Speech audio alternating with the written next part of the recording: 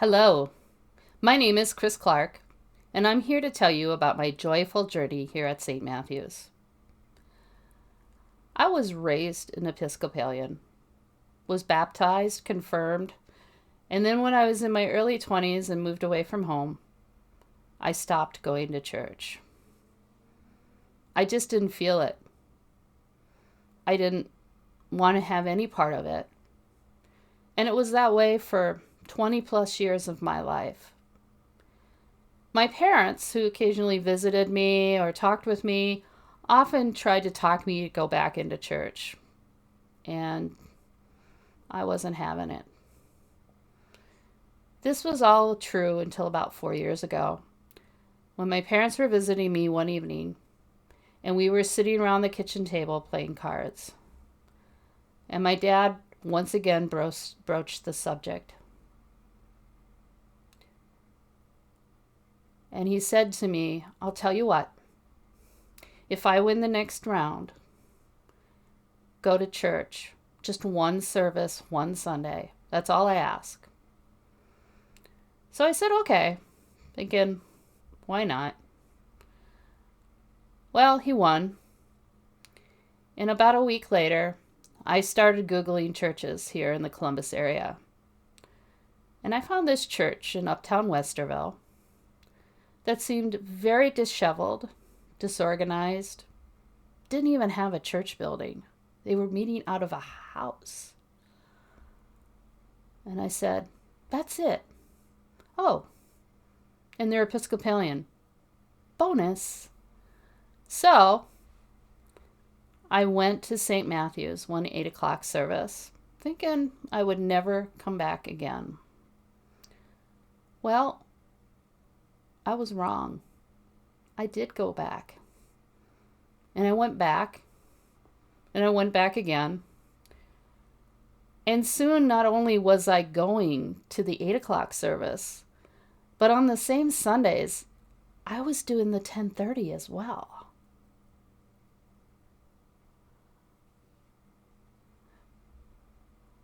Months went by and I started to get to know some people. And I started to get to know the church a little. And then I realized that this place truly was as broken as I was. And it was wonderful. I felt so comfortable here. People were real. And people accepted me as who I was and who I am. As the time went on, I got more and more involved. Before I knew it, I was active in the altar guild. I was in choir for a while. I even led a read the Bible in a year group for a whole year. And we read it. It was great. And then I decided to become a verger in the Episcopal Church. Went through that whole training. It took me about 2 years. And I became what's known as a fellow in the Vergers Guild of the Episcopal Church. The pandemic hit, and I found myself paired with Clifton Flemister. And between the two of us, we learned from the ground up how to live stream a service. We did a lot of experimentation, a lot of fun, still have a lot of fun streaming services. And I'm very fortunate that Bob Zust has joined us in the last few months with that. So every morning, well, at least every Sunday morning, I should say, I get up incredibly early. I go to church. I'm one of the first people there. I get everything set up. I make sure everything is set right. We've got everything taken care of. We live stream the first service. I take down all the streaming equipment.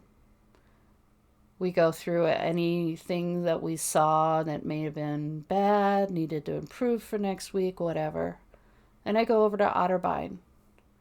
And I help get everything set up there. I make sure everything's set right. All the lay readers know their parts.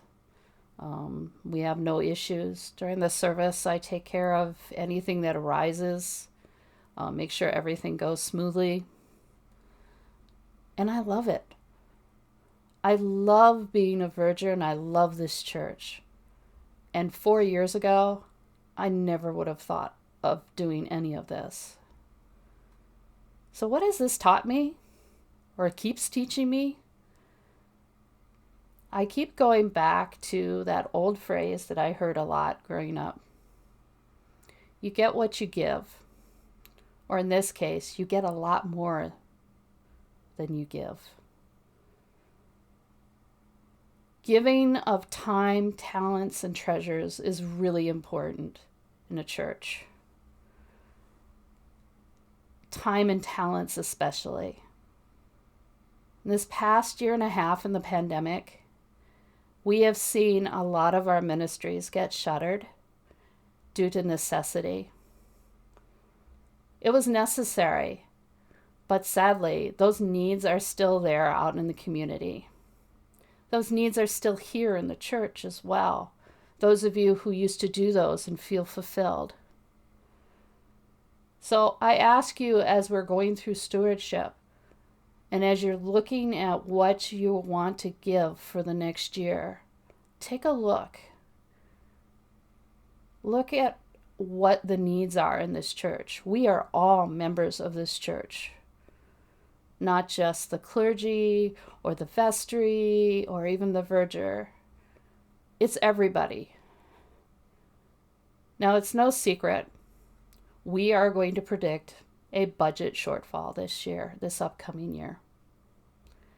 It can be a scary thing. I know. I'm on the vestry, and I've seen the numbers, and it can be scary, or it can be a wake-up call and a call to a challenge. I consider it a challenge. We'll get past it. I'm sure of it. This church has seen much worse things.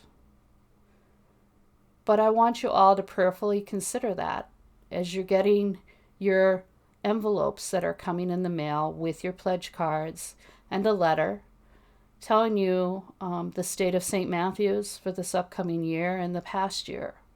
Take a look. Prayerfully consider what you're going to do. And again, let's remember what is often our motto. Come as you are. Take what you need. Give what you can.